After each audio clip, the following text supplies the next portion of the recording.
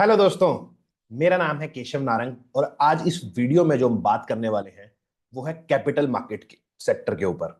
तो दोस्तों, काफी सारे स्टॉक्स इस सेक्टर के अंदर जो पिछले 2-3 साल के अंदर कुछ नई लिस्टिंग्स भी हुए हैं और जो पुराने चले आ रहे थे उनके अंदर बहुत अच्छा हमें रैली देखने को मिला।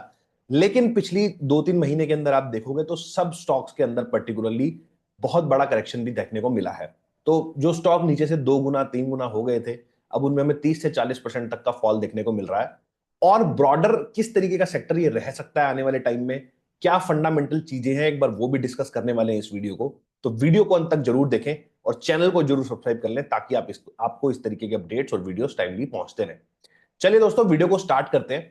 सबसे पहले सेक्टर को अगर मैं समझता हूं, आपको मोटा मोटा अगर समझाऊं, तो कैपिटल मार्केट जो सेक्टर है बेसिकली स्टॉक मार्केट से जुड़ी हुई कंपनियां इसके अंदर आती हैं। अब इसके अंदर जो कंपनीज हैं वो बहुत तरीके से प्ले करती हैं। कुछ एएमसीज हैं जो म्यूचुअल फंड वाले इन्वेस्टर्स होते हैं, उसको कैटर करती है, तो एक एएमसी कंपनीज हो गई। दूसरा कुछ ब्रोकिंग कंपनीज हो जाती हैं, जैसे मोतीलाल ओसवाल है, अपना आईएफएल कैपिटल है, और भी 3-4 ब्रोकिंग कंपनी लिस्टेड है, एंजल वन लिस्टेड है। तो एक ब्रोकिंग के एंगल से इस सेक्टर को प्ले किया जा सकता है।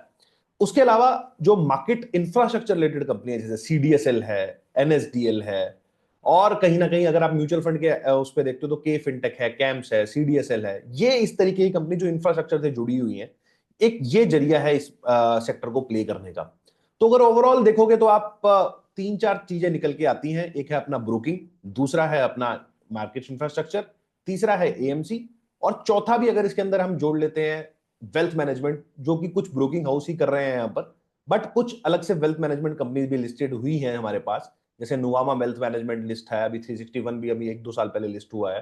तो ये 3-4 मोटा मोटा जो ब्रॉडर थीम है वो समझ में आता है यहाँ पर, जिस तरीके से आप कैपिटल मार्केट सेक्टर को प्ले कर सकते हो। अब अगर इंडिया की पॉपुलेशन को यहां पर समझते हैं और कैपिटल मार्केट के अंदर कंट्रीब्यूशन देखते हैं, तो अभी भी स्टॉक मार्केट के अंदर कुछ 4 या 6% के आसपास का ही कंट्रीब्यूशन है। मैं ओवरऑल डीमेट अकाउंट्स की अगर बात करूं तो 2020 से पहले डीमेट अकाउंट की संख्या ही, टोटल संख्या ही 4-5 करोड़ थी। अभी ये 18 करोड़ के आसपास आ गई है, जिसमें से अगर आप यूनिक डीमेट देखते हो तो वो कुछ 10-11 करोड़ के आसपास है। एक्टिव डीमेट अभी भी 4-5 करोड़ ही है, बट पिछले 3-4 साल के अंदर इसके अंदर एक बहुत बड़ा बूम आया है, जिसके कंपैरिजन में आप अभी स्टॉक देखोगे तो सारे स्टॉक्स के अंदर भी हमें बहुत अच्छी रैली देखने को मिली है। अब जो करेक्शन की हम बात करते हैं, ऐसा क्या हुआ है कि ये करेक्शंस हो गए हैं, इतना फॉल हो गया, क्या कुछ फंडामेंटल स्टोरी में चेंज है? तो मेरे हिसाब से शायद कुछ फंडामेंटल स्टोरी में तो चेंज यहां पर अभी एज ऑफ नाउ नहीं दिख रहा है, बट ओवर वैल्यूड हो गई थी चीजें। चीजें बहुत कम टाइम पे बहुत ज्यादा चल गई थी, एंटिसिपेशन से भी ज्यादा चल गई थी। शायद इतने प्रॉफिट नहीं बढ़े थे, लेकिन स्टॉक प्राइस इतना ज्यादा चला गया था कि उसकी वैल्यूएशन को कहीं ना कहीं जस्टिफाई नहीं कर रहा था। शायद इस वजह से ये स्टॉक्स के अंदर करेक्शन को देखने को हमें मिली है। बट करेक्शंस जो होती हैं स्टॉक मार्केट के अंदर, वो आपको एक मौका देती हैं दोबारा से अपने इन्वेस्टमेंट को बढ़ाने का, आपकी अपनी क्वांटिटी बढ़ाने का।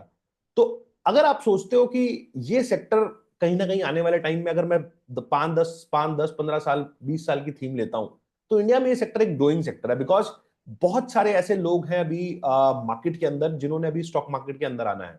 और एज ए एसेट क्लास अगर हम देखते हैं तो अभी भी इंडिया का most of the wealth real estate के अंदर है। मतलब 50% से ज्यादा लोग अभी भी रियल स्टेट के अंदर इन्वेस्टेड हैं, जो कि हार्ड एसेट्स हैं, जहां पर लिक्विडिटी का इशू है।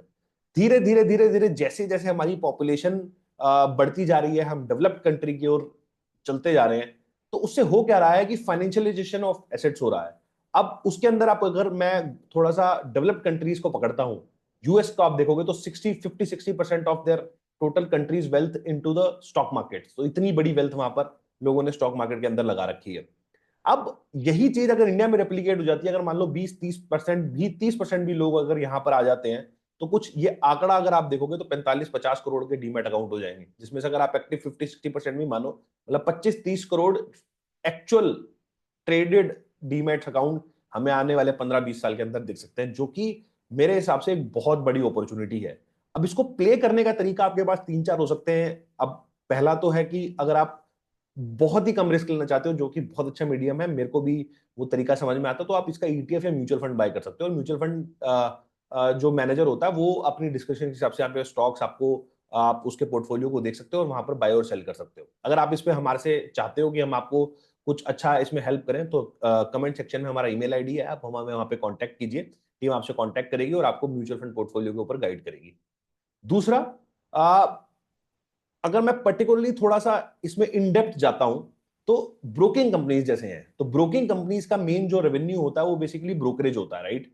तो अगर ज्यादा से ज्यादा लोग मार्केट के अंदर आएंगे, ज्यादा से ज्यादा लोग मार्केट के अंदर ट्रेड करेंगे, तो कहीं ना कहीं इनका रेवेन्यू बढ़ने की संभावना बहुत ज्यादा है। और वैसी कंपनीज जो कहीं ना कहीं डिजिटल है, तो जैसे एंजल वन एक हमारे पास, मैं एग्जांपल के लिए आप ले रहा हूं, कोई रिकमेंडेशन नहीं है। एंजल वन हमारे पास एक ब्रोकर लिस्टेड है यहाँ पर जो पूरा डिजिटल है, और कहीं ना कहीं बहुत अच्छा उन्होंने अपना बिजनेस बनाया हुआ, और अभी वेल्थ मैनेजमेंट और बाकी सेगमेंट्स में भी काफी ज्यादा वो लोग फैल रहे हैं। तो इस तरीके का अगर आप व्यू लेके चलते हो तो यहां से भी अच्छा प्ले किया जा सकता है। उसके अलावा थोड़ा सा जो अपर सेगमेंट है इंडिया के अंदर, वो होगा अल्ट्रा एचएनआई और एचएनआई के अंदर, तो ये बेस भी बहुत ज्यादा तेजी से बढ़ रहा है। तो इसके अंदर भी वेल्थ मैनेजमेंट जो कंपनी है, जैसे 361 हो गया, नोवामा वेल्थ हो गया, इस तरीके कंपनी जो बेसिकली म्यूचुअल फंड डिस्ट्रीब्यूशन के बिजनेस में है, पीएमएस के डिस्ट्रीब्यूशन के बिजनेस में है, तो ये तरह की कंपनियां भी कहीं ना कहीं बहुत अच्छा परफॉर्म कर सकती है। तो अगर मैं ओवरऑल देखूं तो सेक्टर एक बूमिंग सेक्टर है, और इस तरीके का सेक्टर कहीं ना कहीं आपको छोटे टाइम के लिए कोई करेक्शन तो दे सकता है, पेन तो दे सकता है, बट लॉन्ग टर्म में ट्रेंड बहुत अच्छा लगता है जो आने वाले टाइम में देखने को मिलेगा। आप क्या सोचते हो इसके बारे में कि किस तरीके का सेक्टर ये रहा है, और आगे की किस तरीके की चीजें हो सकती हैं, वो भी मेरे को कमेंट सेक्शन के अंदर लिख के बताना। लास्ट में बहुत इंपॉर्टेंट चीज आपसे डिस्कस करता हूं। अभी रिसेंट में इस सेबी का एक सर्कुलर आया था जिसमें एक्सचेंज टर्नओवर चार्जेस और जो ब्रोकर्स को पास बैक मिलते थे वो सब पे काफी गाज गिरी लंबी, और जिसकी वजह से ब्रोकर्स के रेवेन्यू काफी ज्यादा डाउन हुए हैं, जिसमें आप देखोगे एंजल वन और इन सब लोगों के काफी ज्यादा अपने जो रेवेन्यूज थे वो काफी ज्यादा डाउन हुए हैं। ये भी एक रीजन है। अभी थोड़ा शॉर्ट टर्म में अगर आप देखोगे इनमें थोड़ी करेक्शन देखने को मिल रही है, बट लॉन्ग टर्म ट्रेंड अभी भी इंटैक्ट है, अभी भी लॉन्ग टर्म स्टोरी चल रही है, स्टोरी अच्छी है, लॉजिकल लगती है, और देखेंगे आगे किस तरीके से चीजें पैन आउट होती हैं। तो आपको वीडियो कैसा लगा, वीडियो का मेरे को कमेंट सेक्शन के अंदर बताओ, और आपका क्या सोचना है वो भी मेरे को बताओ कि किस तरीके से क्या चीजें आपको इस सेक्टर के अंदर होती हुई दिख रही है। और अगर आप हमसे जुड़ना चाहते हो इन्फॉर्मेटिव कंटेंट के ऊपर, तो हमारा टेलीग्राम का चैनल है, वो भी ज्वाइन कर सकते हो, ताकि हम वहाँ पे, आप काफी सारे इन्फॉर्मेटिव चीजें वहां भी शेयर करते हैं, तो आप वहां भी एक बार ज्वाइन कर सकते हो।